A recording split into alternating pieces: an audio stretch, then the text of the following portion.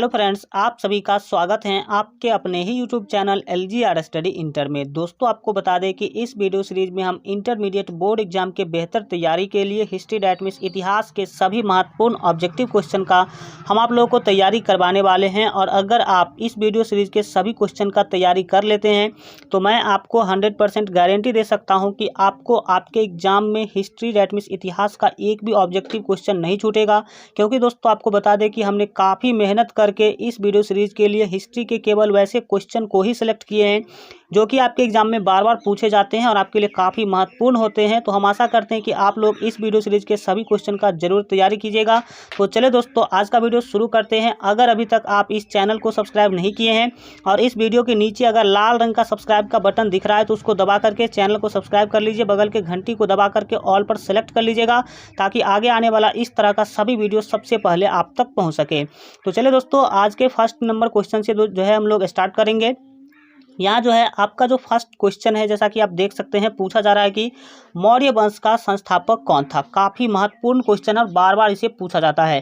तो आपको बता दें कि यहाँ जो आपका ए ऑप्शन है बिल्कुल ही सही होगा, क्योंकि मौर्य वंश जो था उसका जो संस्थापक थे वो थे चंद्रगुप्त मौर्य। चंद्रगुप्त मौर्य आप जो है याद रखेंगे। और आपको बता दें कि चंद्रगुप्त मौर्य के जो प्रधानमंत्री थे उनके बारे में भी कभी कभी क्वेश्चन पूछ लिया जाता है। तो आपको बता दें कि चंद्रगुप्त मौर्य के जो प्रधानमंत्री थे वो थे चाणक्य, ठीक है। और चाणक्य के बारे में आप लोगों को पता होना चाहिए कि उन्हें जो है विष्णुगुप्त के नाम से भी क्या किया जाता है, जाना जाता है। और चाणक्य जी का जो है उनका जो है एक बुक भी लिखा गया जिसका नाम है अर्थशास्त्र। और आपको एक काफ़ी महत्वपूर्ण बात यहाँ से बता दें कि जो चंद्रगुप्त मौर्य थे, मगध के शासक घनानंद को परास्त करके इन्होंने जो है मौर्य वंश का स्थापना किया था। इतना बात आप याद रख सकते हैं। एक क्वेश्चन के अंदर हम 3-4 क्वेश्चन को हम देखने का कोशिश करेंगे। नेक्स्ट आप देखेंगे क्वेश्चन नंबर 2 को, ठीक है। क्वेश्चन नंबर 2 है, अशोक किस वंश का शासक था। काफ़ी महत्वपूर्ण क्वेश्चन है, अशोक किस वंश का शासक था। तो आपको बता दें कि 2 का जो बी ऑप्शन है आपका सही होगा, क्योंकि अशोक जो थे वो मौर्य वंश के संस्थापक थे। और आपको बता दें कि अशोक जो है अभी हमने पढ़ा चंद्रगुप्त मौर्य को, ठीक है। और चंद्रगुप्त मौर्य के ये पौत्र थे, चंद्रगुप्त मौर्य के पौत्र दैट मीन्स पोता थे। ये कौन?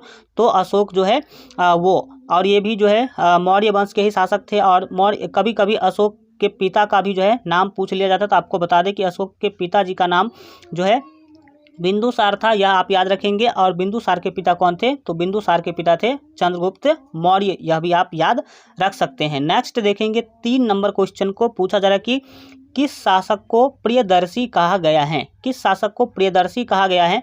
तो आपको बता दें कि 3 का जो यहाँ पर आपका ए ऑप्शन होगा सही होगा, क्योंकि अशोक को ही प्रियदर्शी कहा जाता है। और आपको बता दें कि प्रियदर्शी का अर्थ है, अशोक का मानना था प्रियदर्शी का जो अर्थ है वो देवता का प्रिय होता है। प्रियदर्शी का अर्थ क्या होता है? देवता का प्रिय होता है। ये उनका क्या था, मानना था। यह भी आप याद रखेंगे। नेक्स्ट आप देखेंगे 4 नंबर क्वेश्चन को, काफ़ी महत्वपूर्ण है। पूछा जा रहा है कि गंगा पुत्र किसे कहा जाता था। काफ़ी महत्वपूर्ण है, गंगा पुत्र किसे कहा जाता था।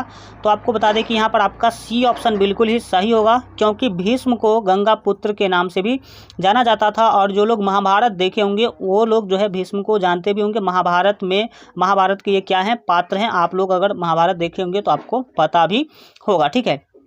नेक्स्ट देखेंगे आप 5 नंबर क्वेश्चन को। 5 नंबर क्वेश्चन के द्वारा पूछा जा रहा है कि भारत का अंतिम मुगल सम्राट कौन था, ठीक है।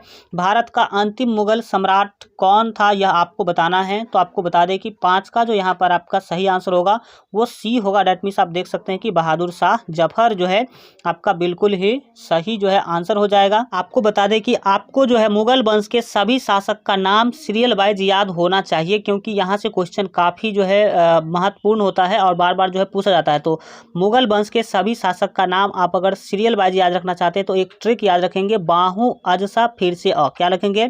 इस तरह से हम लिख देते हैं, बाहू जो है अजसा फिर से अ। क्या रखेंगे आप याद? बाहू, ठीक है। बाहू अजसा अ ज सा और फिर से जो है अ। तो इससे आप याद रख सकते हैं, जैसे जो है बा से आपका बाबर हो जाएगा, हु से हुमायूं हो जाएगा, अ से अकबर होगा, ज से जहांगीर होगा, सा से शाहजहां होगा और अ से फिर से क्या हो जाएगा, औरंगजेब होगा। ये इतने महत्वपूर्ण जो है शासक है, सीरियल वाइज है, 1 नंबर 2 नंबर 3 नंबर, इस तरह से आप याद रख सकते हैं। और सबसे लास्ट का अगर पूछा जाए तो आप याद रखेंगे बहादुर शाह जफर, इस तरह से आप याद रख सकते हैं। नेक्स्ट आप देखेंगे 6 नंबर क्वेश्चन को। पूछा जा रहा है कि पानीपत का प्रथम युद्ध कब हुआ था। तो छः का जो बी ऑप्शन है, छः का बी ऑप्शन आपका सही होगा। 1526 में जो है पानीपत का प्रथम युद्ध हुआ था, आप याद रखेंगे। नेक्स्ट देखेंगे आप 7 नंबर क्वेश्चन को। क्वेश्चन के द्वारा पूछा था कि तलमंडी किसका जन्म स्थान था।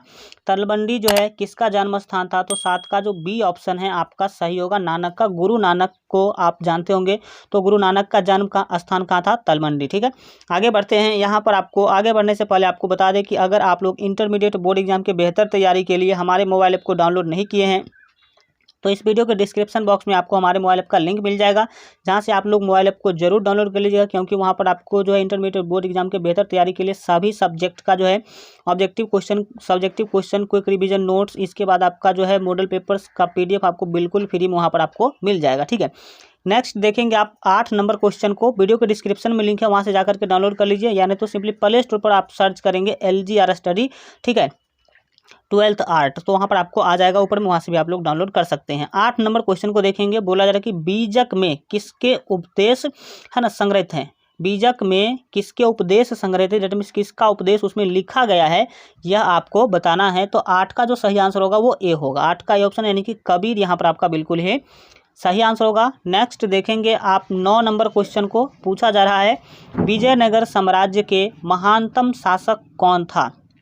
तो विजयनगर साम्राज्य के जो महानतम शासक थे, आपको बता दें कि वो कृष्णदेव राय थे। कौन थे, कृष्णदेव राय थे। तो यहाँ पर आपका जो बी ऑप्शन है बिल्कुल ही सही होगा। विजयनगर साम्राज्य से रिलेटेड जो है याद रखेंगे कृष्णदेव राय। ठीक है, और यहाँ पर आप जो है देखेंगे 10 नंबर क्वेश्चन को। क्वेश्चन के द्वारा पूछा जा रहा है कि कोल विद्रोह कब हुआ था। कोल विद्रोह कब हुआ था, तो आपको बता दें कि 10 का जो बी ऑप्शन है से होगा 1828, इसका जो है सही आंसर होगा। बहुत सारे बुक में अलग अलग लिख के रखा, लेकिन आप 1828 100% सही आंसर याद रखेंगे। ठीक है, नेक्स्ट देखेंगे आप 11 नंबर क्वेश्चन को। बोला जा रहा है कि खैरा किस राज्य में स्थित है। खैरा किस राज्य में स्थित है, तो आपको बता दें कि 11 का जो डी ऑप्शन है सही होगा, क्योंकि खैरा जो है वो गुजरात राज्य में स्थित है। ठीक है, यहाँ पर आपका जो है विद्रोह भी हुआ था, वो भी आप जो है पढ़ाई करेंगे आगे। नेक्स्ट आपका 12 नंबर क्वेश्चन है। पूछा जा रहा है कि वास्को डी गामा भारत कब आया था। ठीक है, भारत कब आया, कौन, तो वास्को डी गामा। तो यहाँ पर आपको बता दें कि 12 का जो सही आंसर होगा वो बी होगा। 12 का बी ऑप्शन से होगा, क्योंकि आपको बता दें कि 20 मई को, कितनी तारीख, 20 मई 1998 ईस्वी को वास्को डी गामा जो है भारत के कालीकट के निकट पहुँचे थे, और वहाँ के शासक जमोरिन ने इनका स्वागत किया था। यह भी आप याद रख सकते हैं। नेक्स्ट देखेंगे आप 13 नंबर क्वेश्चन को। क्वेश्चन के द्वारा पूछा जा रहा है कि भारत में रेल की शुरुआत कब हुई। ठीक है, तो भारत में रेलवे की शुरुआत के बारे में आपको बता दें कि 1853 में हुआ था, और आपको यह भी पूछा जा सकता है कि किसने शुरुआत किया। तो आप याद रखिएगा कि लॉर्ड डलहौजी, ठीक है, अंग्रेजी शासक थे लॉर्ड डलहौजी के बारे में आप याद रखेंगे कि लॉर्ड डलहौजी ने 1853 ईस्वी में भारत में पहली बार जो है रेल का जो है शुरुआत किए थे। और आप यह भी याद रखेंगे कि सबसे पहला जो रेल है वो मुंबई से थाने चलाई गई थी। कहाँ से कहाँ, मुंबई से थाने, आप यह भी याद रखेंगे। नेक्स्ट देखेंगे आप 14 नंबर क्वेश्चन को। पूछा जा रहा है कि हुमायूं नामा किसने लिखा। ठीक है, हुमायूं नामा में हुमायूं का जीवनी लिखा गया है, तो उसको हुमायूं नामा के जो लेखक हैं उनका नाम बताना है। तो 14 का यहाँ पर आपका सी होगा, गुलबदन बेगम आप जो है याद रखेंगे, हुमायूं नामा के ये लेखिका हैं। ठीक है, नेक्स्ट जो है आप देखेंगे 15 नंबर क्वेश्चन को। पूछा जा रहा है जैसा कि आप देख सकते हैं कि कैबिनेट मिशन भारत कब आया। कैबिनेट मिशन जो है वो भारत कब आया, तो आपको बता दें कि 15 का जो यहाँ पर आपका सही आंसर होगा, 15 का जो सही आंसर होगा वो सी होगा। 1946 ईस्वी में कैबिनेट जो मिशन है वो भारत आया था। नेक्स्ट देखेंगे आप 16 नंबर क्वेश्चन, काफ़ी महत्वपूर्ण है। रानी लक्ष्मीबाई का जन्म कहाँ हुआ था। ठीक है, तो रानी लक्ष्मीबाई का जन्म के बारे में अगर आपको पूछा जाए तो आपको बता दें कि यहाँ पर आपका डी ऑप्शन से होगा, क्योंकि वाराणसी में इनका जन्म हुआ था। डेट अगर पूछा जाए तो आप जो है याद रख सकते हैं 19 नवंबर 1828। ठीक है, 19 नवंबर 1828 आप याद रखेंगे, रानी लक्ष्मीबाई जी का जन्म हुआ था। और ये रानी कहाँ का बनी थी, तो ये रानी बनी थी झांसी का, इसीलिए झांसी की रानी लक्ष्मीबाई के नाम से भी इन्हें इस तरह से जाना जाता। और इनके बचपन का नाम मनु था। क्या था, बचपन का नाम मनु था, किनका, तो रानी लक्ष्मीबाई का। ठीक है, नेक्स्ट देखेंगे आप 17 नंबर क्वेश्चन को। पूछा जा रहा है कि फ्रांसिस बुकानन कौन था।